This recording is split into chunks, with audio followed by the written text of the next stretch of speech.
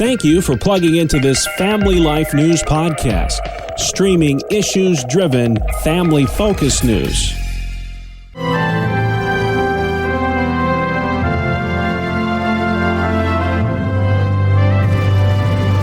This is Faith Under Fire. Each Thursday on Family Life, we give voice to religious battlegrounds in this nation. I'm your host, Tracy Lynn. With us today, Dr. Douglas Groothuis, professor of philosophy at Denver Seminary. We're living in a unique cultural moment. I've heard you say the riots of 2020 did not come out of nowhere. Would you explain? Yes. Well, certainly the riots were triggered by the George Floyd incident, but there's a whole ideology behind the riots.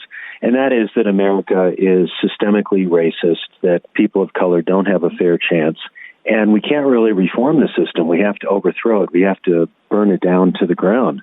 So instead of wanting to, let's say, reform the police or work on problems of violence in wise ways, the idea is we need to take an essentially Marxist view of things and overturn everything. And in my book, I really argue against that. Marxism doesn't bring help to anyone. It's a philosophy of destruction and oppression.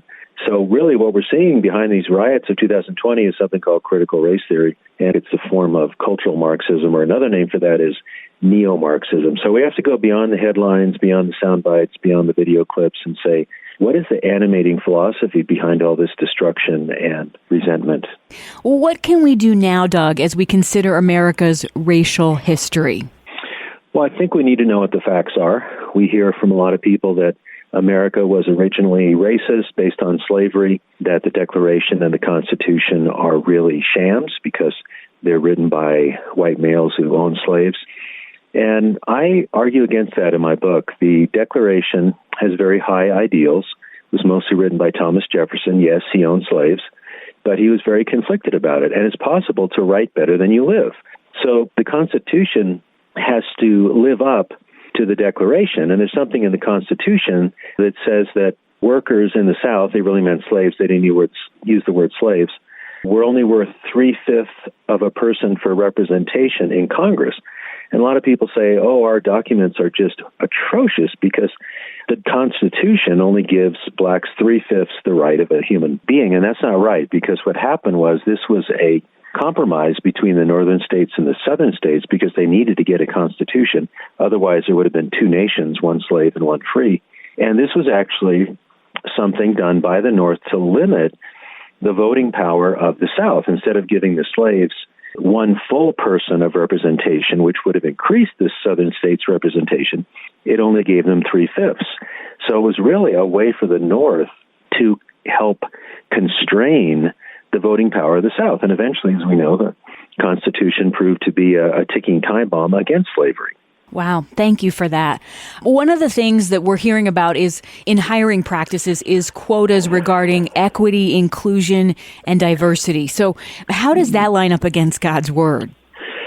Yes. Well, how can you be against those three things, right? Right. They sound so great. Right. They sound so great. I think what's more biblical is let people get equal opportunities and use their abilities to advance as far as they possibly can without any negative discrimination. When you set up quotas, especially when these quotas are mandated by the civil government, it is very artificial, and it can also produce resentment. People can say, well, is that person there for talent, skill, or is that person there because they had to fill a quota? So I think the idea of equal opportunity and also not discriminating, not showing preference to white, black, yellow, rich, poor, but letting people advance and giving them the opportunity to advance by trying to further a society where people can thrive is the way to go. I don't think the quota system is an appropriate or helpful way for anybody, whatever their color may be. Absolutely. We've talked about Marxism. What would you say to folks who seek to tear down our U.S. system and founding ideals?